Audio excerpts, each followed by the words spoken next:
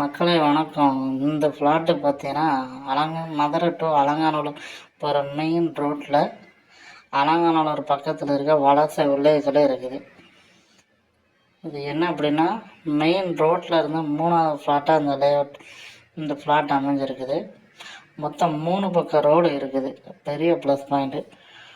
வடக்கு மேற்கு தெற்கு 3 பக்கம் ரோடு இருக்குது. மொத்த ரோடோட சேர்த்து 15 சென்ட் இருக்குது.